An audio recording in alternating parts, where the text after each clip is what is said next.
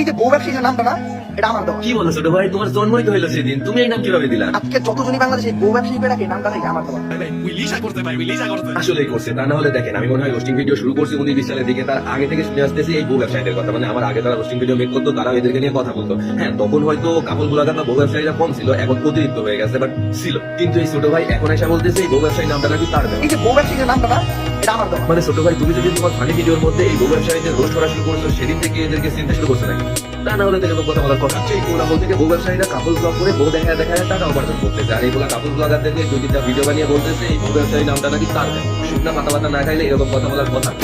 তো গাইস, আমাদের সম্মানিত লজিকলেস রোস্টার ফারাবি আপা তিনি এতক্ষণ কুত্তার মতো ভক করে আমাদেরকে বুঝাতে চাচ্ছিল যে ওমর নাকি শুকনা পাতা গায়ে ভিডিও বানায়। আর আমাদের ফারাবি আপা এই কথা কেন বললো? ওমরের একটা সাধারণ কথার জন্য। যদিও ওমরের কথাটির মধ্যে তেমন কোনো ভুল ছিল না, তারপরও আমাদের সম্মানিত ফারাবি আপা ওমরের বলতেছে ওমর নাকি পাতা খেয়ে ভিডিও বানায়। জাস্ট একটা কথার উপর ভিত্তি করে তুই ওমরের শুকনা পাতা কুর বানায় দিলি, ইভেন রোস্ট করলি। এই তুই রোস্টার? আগে তোমাদেরকে ওমরের ভিডিওতে কি বলছিল ওইটা দেখাই, তারপরে আমি দেখতাছি এই ফারাবিরে আদৌ কি সে রোস্টার নাকি অপুর কুটকি থেকে পয়দা হওয়া পোস্টার। এটাই আসলে আমাদের আজকের ভিডিওতে দেখার পালা। তো তার আগে অবশ্যই ওমর আসলে ওমরের ভিডিওটাতে কি বলছিল, যার কারণে বাংলাদেশের এত বড় দনের বালের roster the one and only Farabi আপা ওমর ফায়ারকে রোস্ট করলো। এই যে বউ ব্যবসায়ী নামটা না, এটা আমার দেওয়া। কি বলো ছোট ভাই, তোমার জন্মই তো হইলো সেদিন। ওমরের এই ছোট্ট একটা কথার জন্য তুই তার জন্ম নিয়ে কথা বললি, তুই তার রোস্ট করলি। এই তুই রোস্টার? ওমরের ভিডিওতে বলছিল বউ ব্যবসায়ী নামটা সে দিছে, হয়তো বা বউ ব্যবসায়ী নামটা ওমরের আগে অন্য কেউ দিয়ে রাখছে। বাট ওমর যখন কাপড় ব্লগারদেরকে বউ ব্যবসায়ী বলছে না, তখনই কাপড় ব্লগারদের সাথে বউ ব্যবসায়ী শব্দটা ট্যাগ হিসেবে লেগে গেছে, আর মানুষ কাপড় ব্লগারদেরকে বউ ব্যবসায়ী বলা শুরু করছে। আর এই জন্যই হয়তো ওমর বলছে বউ ব্যবসায়ী নামটা সে দিছে। আর এই সাধারণ একটা কথারে নিয়ে তুই রোস্ট করলি, ফারাবি রোস্ট করলি, ওমরের শুকনা পাতা কুর বানায় দিলি, তার জন্ম নিয়ে কথা বললি। এই তুই রোস্টার? উইথাউট এনি রিজন একটা মানুষের জন্ম নিয়ে কথা বললি, একটা মানুষকে শুকনা পাতা কুর বানাইলি। এই তুই রোস্টার? এটাই কি তোর রোস্ট? তোর মতো রোস্টারকে ঘুরা দিয়ে গোয়া মারানো উচিত।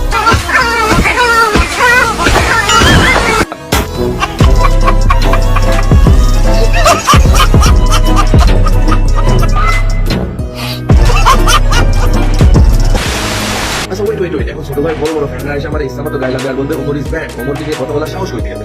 আরে ভাই, একজন টিকটকারকে নিয়ে কথা বলার জন্য সাহসের দরকার। ওমর ইউটিউবের পাশাপাশি টিকটকেও ভিডিও আপলোড করে, এই জন্য ওমর টিকটকার। তাহলে তুই কি? তুইও তো ইউটিউবের পাশাপাশি টিকটকে ভিডিও আপলোড করস। নিজেকে দেখাই কম, বউকে দেখাই বেশি। কিরে আমার সোনার রোস্টার, এগুলো কি রে? ওমর টিকটকে ভিডিও আপলোড করলে যদি টিকটকার হয়, তাহলে তুই টিকটকে ভিডিও আপলোড করলে কি? তুই নিজেই বল যা। ও এখন তো আপনারা বলবেন আপনাদের বড় ভাই টিকটকার মানে সে তো ইউটিউবার, আপনার থেকে তার চ্যানেলে বেশি সাবস্ক্রাইবার আছে।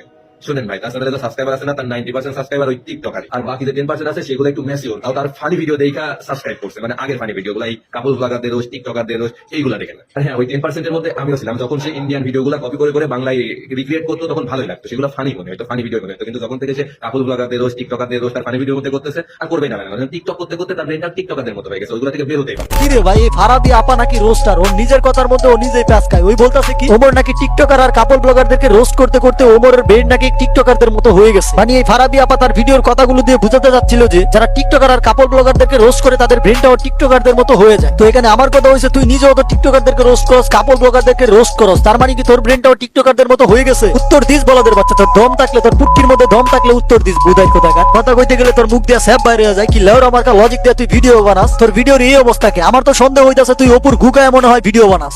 সঠিক বলেছেন।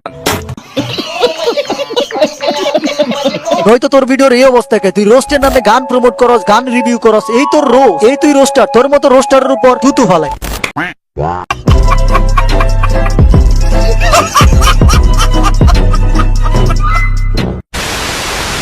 যে সময় তোমাদের আব্বু ওমরের জন্ম হয় নাই, ওই সময় আমরা টিকটক চালানো শুরু করছি, ঠিক আছে?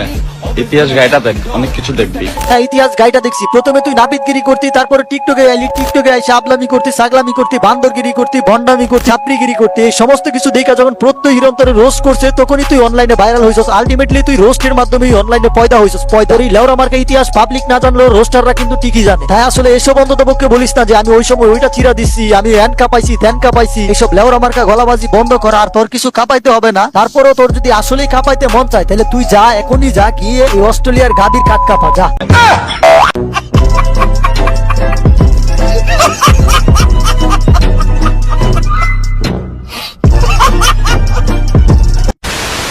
যাই হোক গাইস, এই ছিল ভিডিও। দেখা হচ্ছে নেক্সট কোন ভিডিওতে। নেক্সট তোমরা কাকে নিয়ে রোস্ট ভিডিও চাও সেটা অবশ্যই কমেন্টে জানাই দিবা। এন্ড এই ভিডিওতে তোমাদের মন চাইলে আসলে লাইক করে দিও, আর না করলে না। তো যাই হোক গাইস, দেখা হচ্ছে পরের ভিডিওতে। Bye bye.